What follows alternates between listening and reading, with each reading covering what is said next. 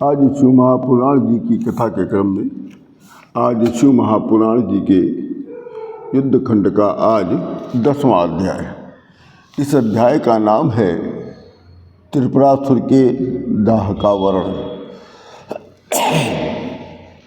शिव जी दिव्य रथ के पर आसीन होकर शीर्ष स्थान पर स्थित होकर धनुष चढ़ाकर संघान कर कर वीरासन से स्थित हुए। तब शिव जी ने दृढ़ मुष्टि में अपनी दृष्टि को जमाई। तब निश्चल होकर शिव जी प्रतीक्षा करने लगे। उसी समय गणेश भगवान ने शिव जी के अंगूठे में एक पीड़ा, एक दर्द पहुंचाकर उनके कार्य में विघ्न करना प्रारंभ कर दिया, जिससे शिव जी के लक्ष्य में त्रिपुर कहीं पे दिखाई नहीं पड़ रहा था। तभी शिव जी को एक आकाशवाणी सुनाई पड़ी।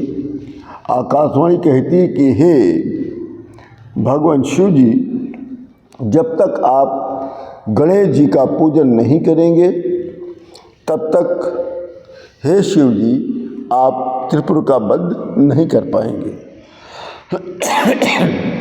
तब शंकर भगवान ये आकाशवाणी सुनते ही उन्होंने भद्रकाली को बुलवाया है और भद्रकाली द्वारा साथ में गणेश जी की पूजन का कार्य संपन्न किया। गणेश पूजन संपन्न होते ही शिव जी तारक पुत्रों के तीनों पुरों को देख लिया।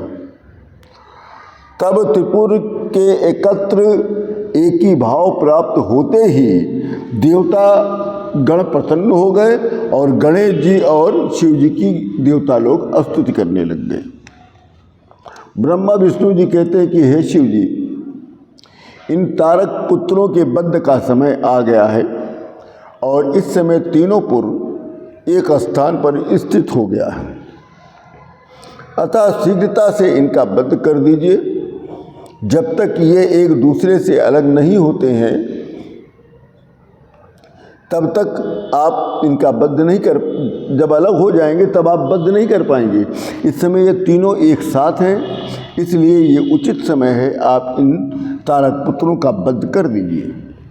देवता लोग कहते हैं कि हे महादेव, आप विरूपाक्ष हैं, आप इन तीनों पुर को समाप्त करने में सर्वसमर्थ हैं, अतः हम देवताओं के यश बढ़ाने के लिए आप इन असुरों को अपने बाण चढ़ाकर भस्म कर दीजिए। तभी शिव जी ने अभिलाषित मुहूर्त में अपने अद्भुत धनुष को खींचकर पतंचा चढ़ाकर दुस्सह शब्द को उत्पन्न कर दिया। फिर करोड़ों सूर्य के समान दैदीप्यमान बाण को असुरों पर छोड़ दिया और उस बाण से त्रिपुर में रहने वाले जितने भी स्त्री पुरुष दैत्य थे सब जलकर भस्म हो गए और उस पुर 4 समुद्रों की मेखला वाली पृथ्वी पर वो गिर पड़े। तब तारकाक्ष अपने भाइयों सहित भस्म होते समय उसने सदाशिव का स्मरण कर लिया और तारकाक्ष ने अपने मन में शिव जी से कहने लगा कि हे शिव जी, जब मैंने आपने जान लिया कि आप हमारे ऊपर प्रसन्न हैं, आप भी जानते हैं कि मैं आपकी भक्ति करता हूँ और मैं ये भी जानता हूँ आप मेरे पर प्रसन्न हैं और आप भी जानते हैं कि आप हमारे ऊपर प्रसन्न हैं, तब क्यों बंधुओं सहित हमें भस्म किया? इस सत्य के प्रभाव से आप पुनः हमें कब जलाएंगे?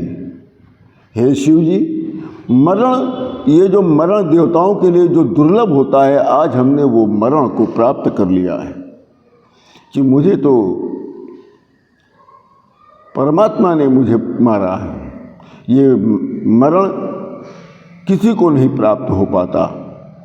मैं यही चाहता हूँ अंत समय में हे शिव जी कि जन्म जन्मांतर तक हमारी बुद्धि केवल आप में लगी रहे, ऐसा हमें आशीर्वाद दीजिए।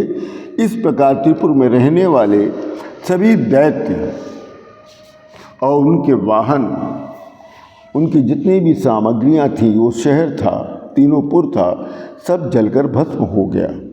इसी के साथ शिव महापुराण जी के युद्ध खंड का ये 10वां अध्याय पूर्ण होता है। आप सभी लोगों को राम राम।